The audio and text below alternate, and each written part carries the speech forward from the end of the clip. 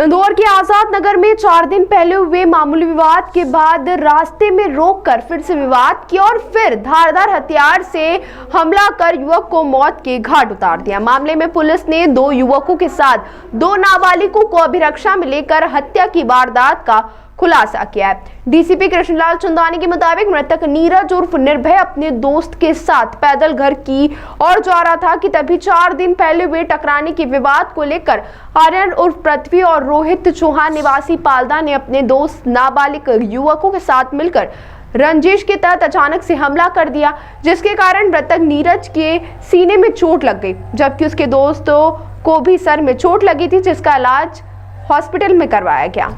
कि कल रात में करीब 10:30-11 बजे के बीच की घटना है, जहाँ पे एसआर पेट्रोल पंप है जो 3 इमली ब्रिज के पास में है। वहाँ पे एक चाकूबाजी की घटना हुई और उसमें जो मृतक है नीरज गंगराड़े, उनके हार्ट में चाकू लग गया और उन्हें हॉस्पिटल MYH हॉस्पिटल पहुँचते ही दम तोड़ दिया। और उनका जो एक साथी था रितेश बघेल, उसके भी सर में चाकू की चोट थी।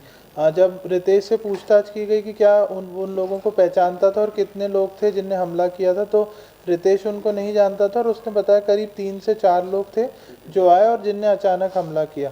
उसके बाद स्पॉट पे गए और देर रात्रि स्पॉट के कैमरे दिखवाए गए और फिर मुखबिर तंत्र को एक्टिवेट किया गया आरोपियों को आइडेंटिफाई कराने के लिए। तो करीब 1-1.5 घंटे में हमारे 1-2 आरोपी आइडेंटिफाई हो गए थे और एक जो बाल अपचारी है, जो प्रमुख आरोपी है, उसको पुलिस ने राउंड अप कर लिया था। फिर जब बाल अपचारी जो विधि विवादित किशोर है, जब उससे पूछा गया कि घटना का कारण क्या था, तो उसने ये बताया कि 3-4 दिन पहले उसी रोड पे जो मृतक है उसने बाल अपचारी को थप्पड़ मार दिए थे।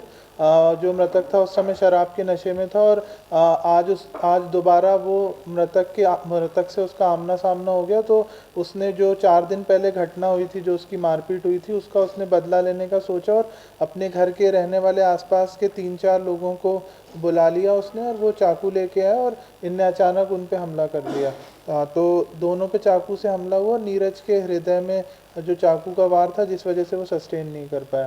तो लगभग उसके 5 से 6 घंटे बाद चारों आरोपियों को उठा लिया गया। इसमें जो है 2 विधि विवादित किशोर हैं और जो 2 इसमें आरोपी हैं उनका नाम है आर्यन उर्फ फुग्गा और रोहित पिता लालू चौहान। तो इन चारों को राउंड अप कर लिया। करीब 10 घंटे के भीतर ही आज़ाद नगर पुलिस ने राउंड अप कर लिया और इसमें थाना प्रभारी आज़ाद नगर और ACP आज़ाद नगर की सराहनीय भूमिका रही है। सर, सिर्फ एक थप्पड़ के लिए जैसा कि मैंने बताया, 4 दिन पहले ये लोग नशे में थे, दोनों जो फरियादी और आरोपी। तो क्योंकि ये बाल अपचारी था तो ये छोटा पड़ गया, तो इसको कुछ थप्पड़ मार दिए गए थे।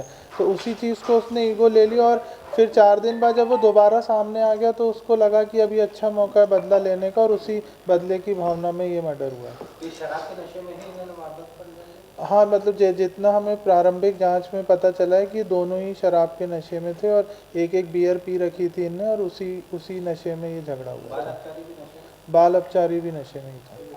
सर, ये घटना के बाद कहाँ फरार हो गए थे? पुलिस ने कहाँ टीम भेज के उनको पकड़ा?